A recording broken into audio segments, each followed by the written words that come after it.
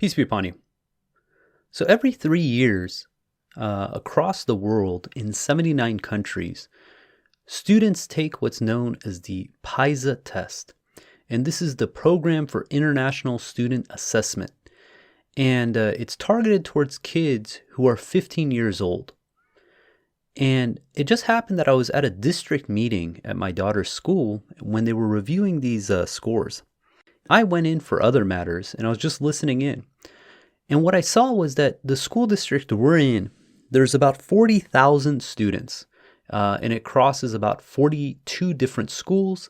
And within these schools, it ranges everything from TK all the way up through high school.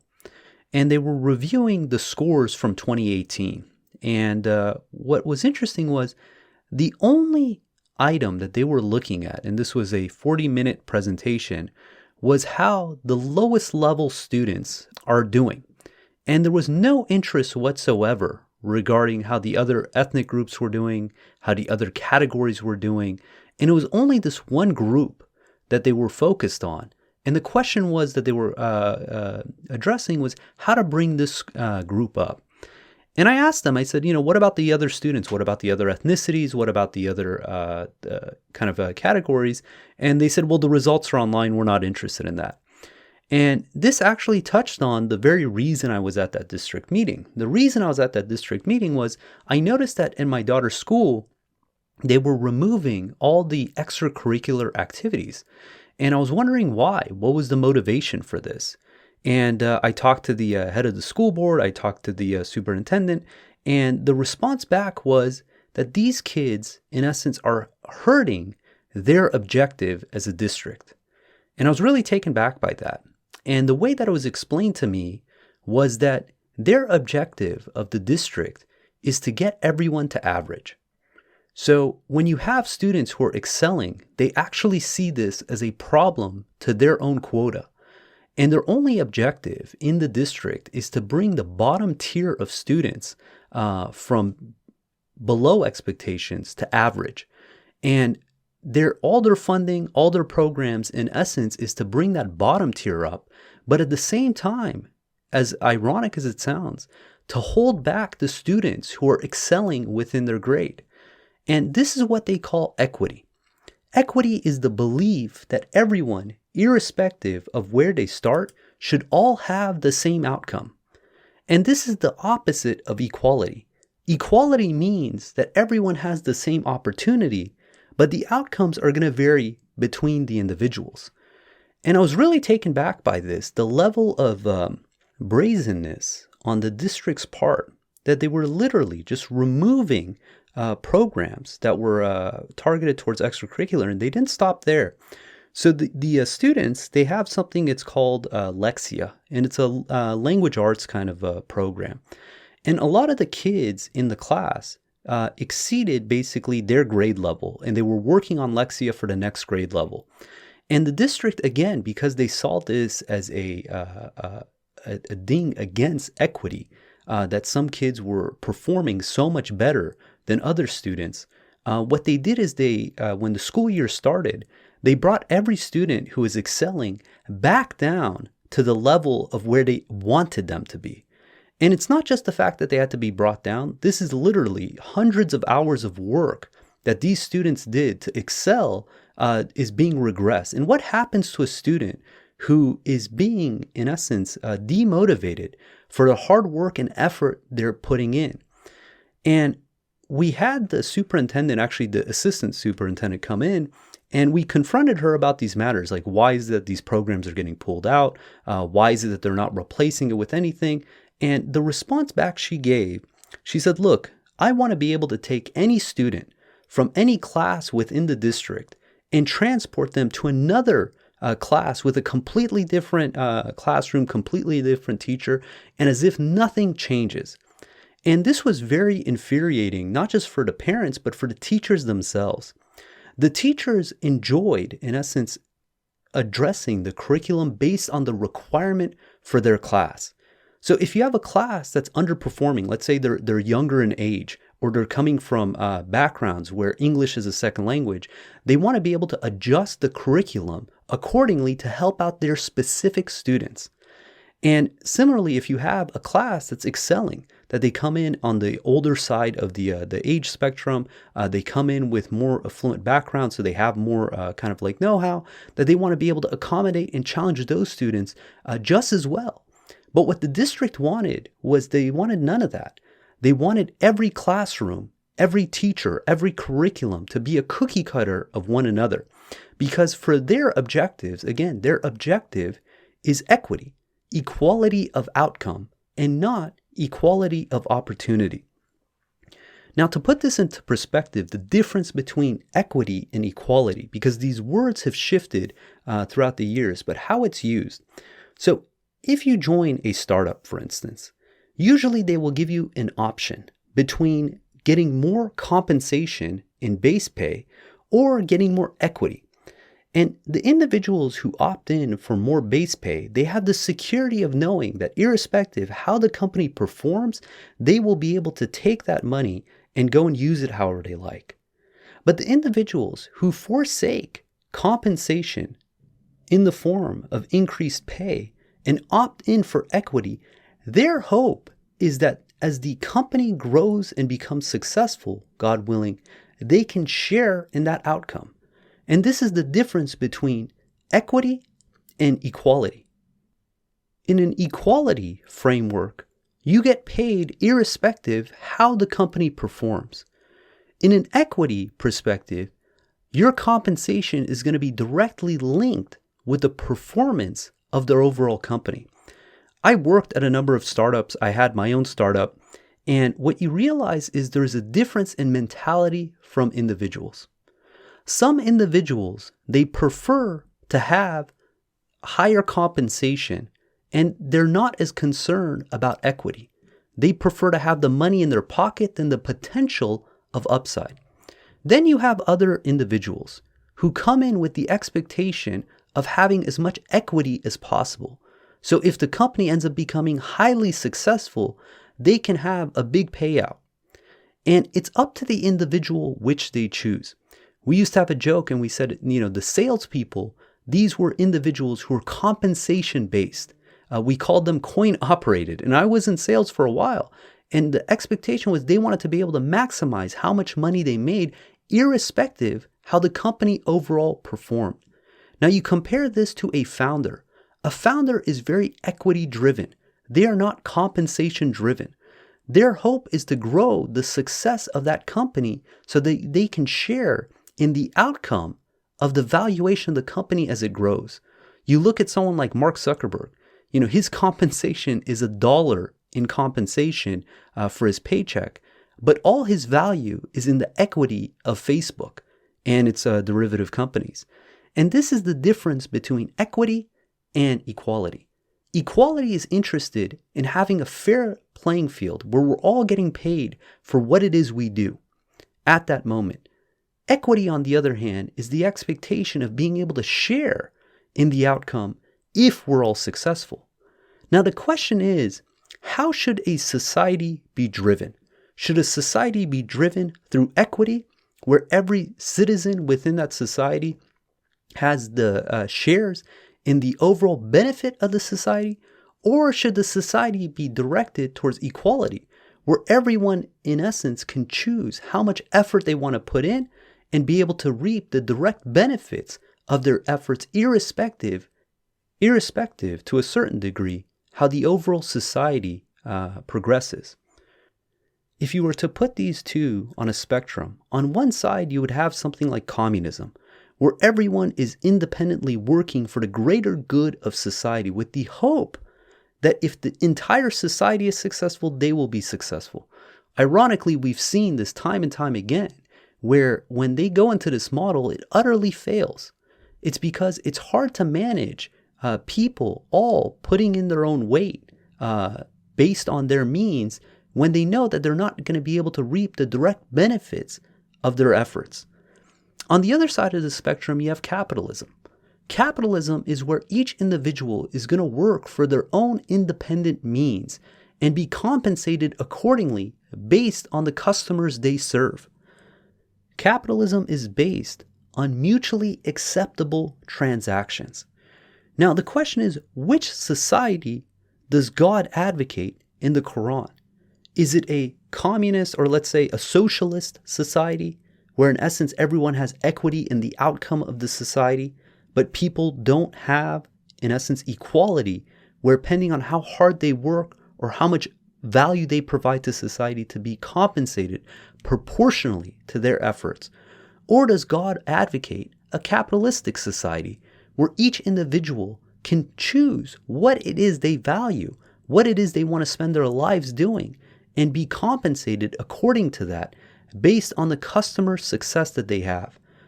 Now, God's system is based on maximum freedom for the people, where each individual can choose what it is they value, what it is they want to spend their time doing.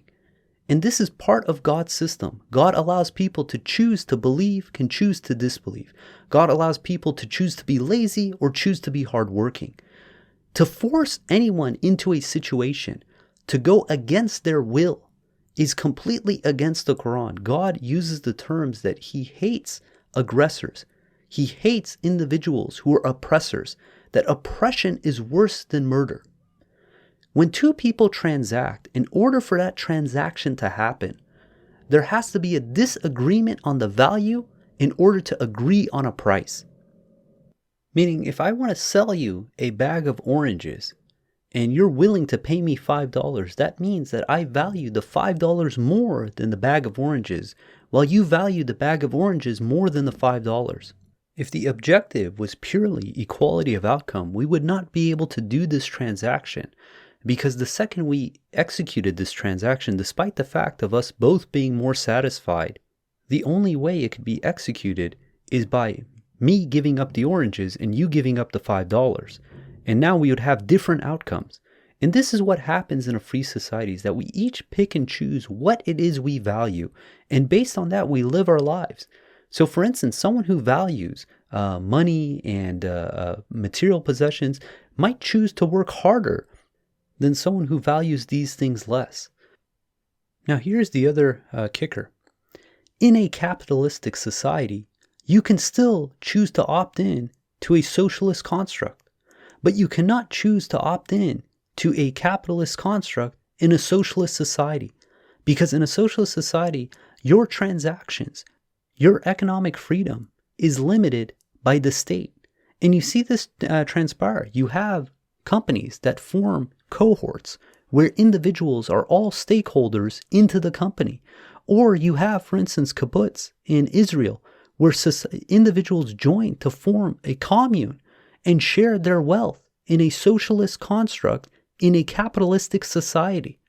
And this is the beauty of capitalism, is that it provides more freedom of choice for the people. That if someone wants to live a socialist lifestyle, they can under a capitalistic society, but not the other way around. And God's system optimizes for the freedom of people as long as they are not infringing on the liberties of others. Years ago, there was a study that profiled homeless people. And what the study found out was there was a big chunk of the homeless population that they called seasonal homeless. And these were individuals who they claimed were homeless by choice, meaning that, yeah, obviously they want to have a place to live, they want to have the amenities that comes with a stable life, but they enjoyed the freedom that homelessness gave them, the obligations they didn't have to commit to by being homeless. And despite the fact of opportunities to get out of homelessness being available, they chose not to exercise them. And this is a life choice that they made. Now, if I believe that this is a wasteful way to live one's life, and I force these people to get their act together, to stop consuming intoxicants and drugs and alcohol, and to get a job, to be responsible, I would be oppressing them. I would be imposing my values upon them. And these aren't the values that they were upholding. They enjoyed the aspect of having that freedom, and they were willing to sacrifice for it and forego having a roof over their head or knowing for sure where they're going to get the next meal if this allowed them to be free in the path that they chose. And as part of God's system, each individual should be free to choose whichever path they want to pursue. that if they choose to spend their life working diligently to make money, to abandon their families and other responsibilities for the sake of becoming more wealthy, that is their life choice. If someone on the other hand says, look, I don't want to work, I want to spend more time with family, and that becomes their life choice. Or someone else who wants to commit their time to charitable deeds, that becomes their life choice. Each individual chooses the path that they want to pursue, and their outcomes is going to be different. And this is part of God's system. God tells us that this world, the purpose of this world is to distinguish those who believe from those who disbelieve, those who spend their time wisely on this planet from those who don't. And the outcomes are going to be vastly different. Some people are going to end up in the highest ranks of heaven, while others are going to end up in the lowest pit of hell. This shows that God's system is not about equality of outcome, it's about equality of opportunity. To each individual, God has given them what they need in order to be successful or not. And it's up to them if they choose to exercise it or choose not to. And again, they have no one to blame but themselves. In Surah 17, verse 18 through 21, we read, anyone who chooses this fleeting life as his priority, we will rush to him what we decide to give him. Then we commit him to Jahannam, where he suffers forever, despised and defeated. As for those who choose the hereafter as their priority and work righteousness while believing, their efforts will be appreciated. For each one of them we provide for those and these from your Lord's bounties. Your Lord's bounties are inexhaustible. Note how he preferred some people above others in this life. The differences in the hereafter are far greater and far more significant. Governments and societies that think that they can mandate equality of outcome are going against the very nature of this world. God has designed a system where there's going to be people that are going to have more and some are going to have less. And this is part of God's system to show what is it that we prioritize. When a government is trying to mandate that everyone is going to have the same outcome, irrespective of values, irrespective of effort, then they're only trying to go against the very system of the fabric of this universe. In Surah 43, verse 32, it reads, are they the ones who assign your Lord's mercy? We have assigned their shares in this life, raising some of them above others in ranks, in order to let them serve one another. The mercy from your Lord is far better than any material they may hoard. This is part of God's system, that there's going to be individuals with more and some individuals with less. And each person is going to be tested commensurate with the situation that they're in. Take the example of Joseph. Joseph was a boy sold into slavery, sent into prison, and then later made into the treasure of all of Egypt. He was at the bottom of the totem pole in society and at the top, and he was tested thoroughly through each of these situations. And this is how God's system operates, that we are going to be tested with wealth and the lack thereof. We're going to be tested with blessings and the lack thereof. And the question is, how do we respond to these situations? Again, governments that are trying to institute the equality for everyone in outcome are trying to go against this very nature of how God designed this world to operate. God is telling us that in the hereafter, we are each going to be ranked commensurate to our deeds, that those who do good deeds are going to be thoroughly rewarded, and those who are doing evil works are going to suffer the consequences because of it. And this is the system that God has instituted, that we all have equal opportunity to grow and develop our souls, but the effort and work we put in is going to dictate the outcome. Throughout the Quran, God advocates for equality, meaning that everyone under the eyes of the law is treated equally. If we applied the law differently towards the rich versus the poor or vice versa, then it's showing that we are not acting justly. In Surah 5 verse 8 it reads, O you who believe, you shall be absolutely equitable and observe God. When you serve as witnesses, do not be provoked by your conflicts with some people into committing injustice. You shall be absolutely equitable, for it is more righteous. You shall observe God. God is fully cognizant of everything you do. In a system like a public school system, each family is contributing to the funding of that school. Now, if the school is only going to accommodate and address the needs of a certain portion of the students at the expense of the other ones, then they're not being equitable. They are not being just. Now, does this mean that you allow the students who are worse off to suffer? And this goes to the second point of the Quranic system. Via a Quranic system, the individuals of that community themselves should opt in to help those who are in need. This should not be done by force from the top down, by the government, by the administrators. This should be bottom up by the individuals themselves. Now, what's ironic is the school district is actually against this model because it undermines their control and authority. And I'll give you an example. In the school that my daughter is in, a lot of the parents, including myself, prior to COVID, we would volunteer. And I was trying to bring this to other schools to have more of an advocacy to get the parents to volunteer in the schools, because there is a direct correlation with parent participation in the school and the performance of that school. But you know who was the advocate against this? It was the district. The district did not want the parents to volunteer because they said it's unfair to the schools that don't have parents volunteering. So rather than saying, hey, how can we get parents to volunteer at these schools that require more help? Their solution was to ban volunteering from parents at the schools that were excelling. See, the Quranic system is that the individuals of that society have strong moral fabric where they choose and willingly want to help one another, want to help their neighbor, want to help their community. And what happens is the communities become less God-fearing, less God-conscious. Then the charity and volunteering diminishes. And what ends up happening is in this vacuum, people expect the government to fill this gap. And this is what leads a society towards socialism. When the individuals themselves in that society forsake this God-given opportunity to help out one another, then the individuals expect that the government is the one who's going to provide for the people, that the government is the one who provides safeguards for individuals, that the government is the one who funds all these programs to help individuals.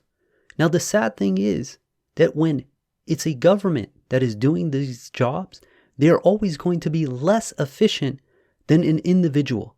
A government that has to provide for charity is going to be less efficient than the individual who knows someone in need and can help them in that matter to get out of their dire situation.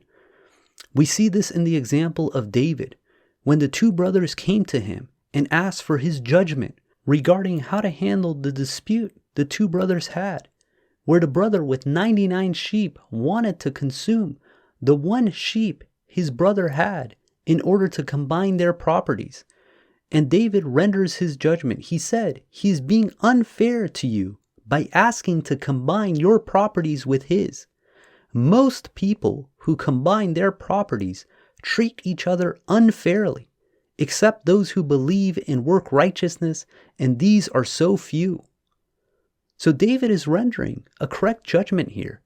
He's identifying that most people, when they combine their properties, treat each other unfairly. And this is what we see when the government taxes individuals for their own good. That yes, some good comes out of this, but more often than not, the money is used inefficiently. But God corrects this judgment. It reads, afterwards, David wondered if he made the right judgment. He thought that we were testing him. He then implored his Lord for forgiveness, bowed down, and repented. We forgave him in this matter. We have granted him a position of honor with us and a beautiful abode.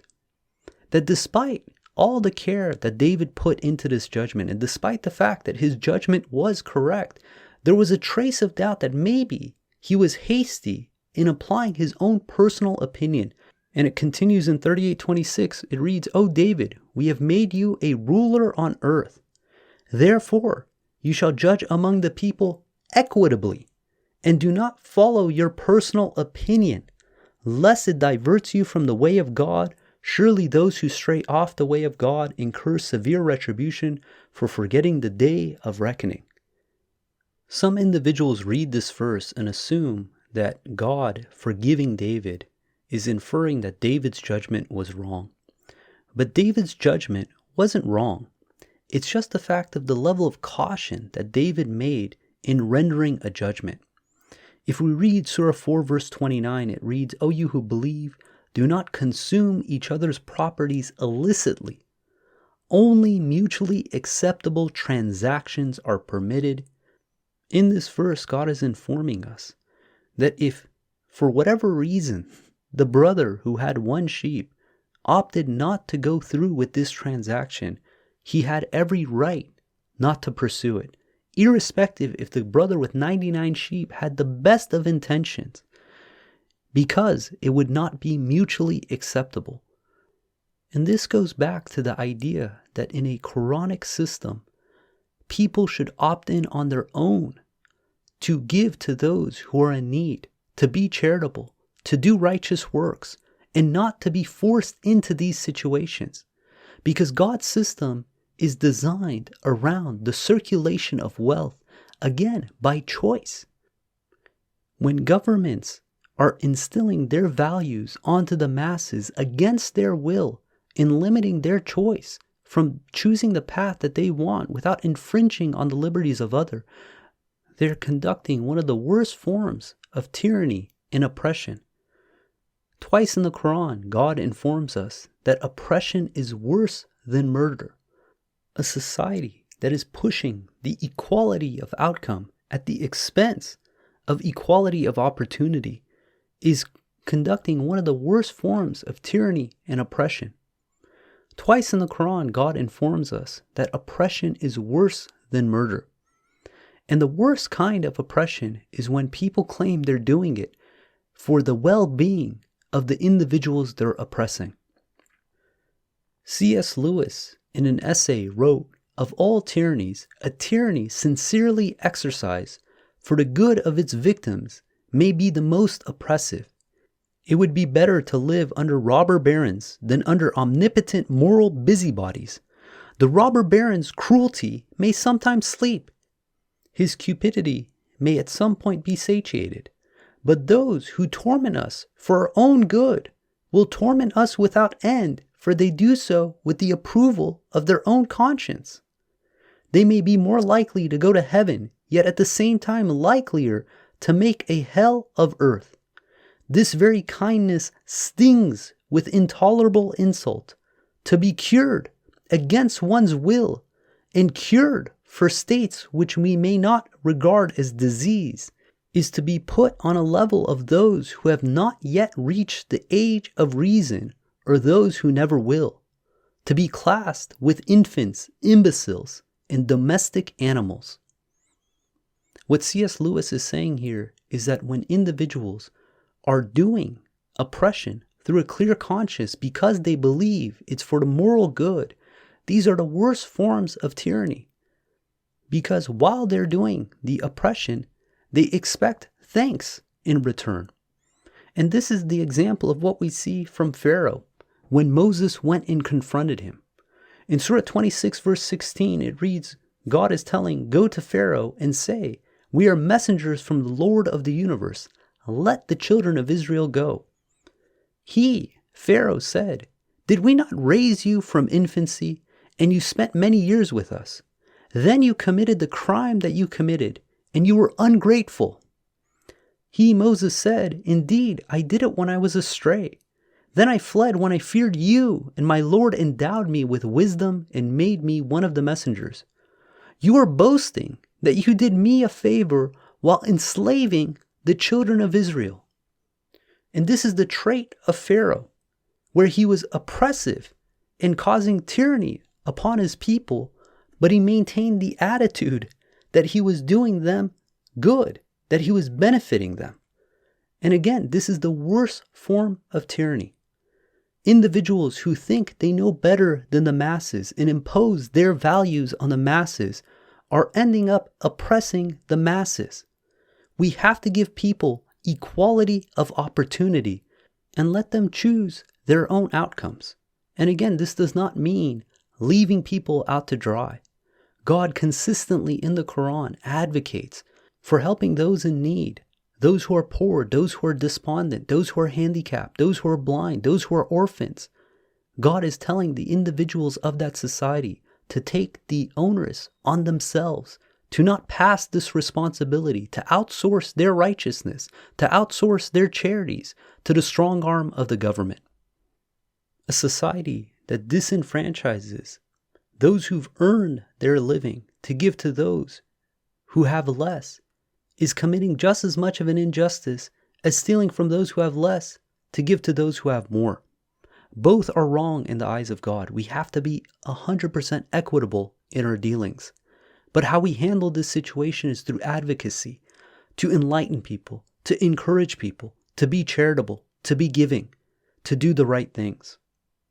But when a government imposes their values onto the masses, then they're conducting the very thing that they claim to be against. They're forming a tyranny and an oppression, because that same government who might be instilling positive values today can be used to oppress and instill negative values tomorrow. God willing, we're going to end there. If you guys got comments or questions, please hit us up at qurantalk@gmail.com. If you want to follow along the verses of the Quran, please download the Quran Study app on the iOS App Store, or go to quranstudyapp.com and see a word-by-word translation of the Quran. And if you like the podcast, please leave us a review and share it with others. And until next time, peace and God bless.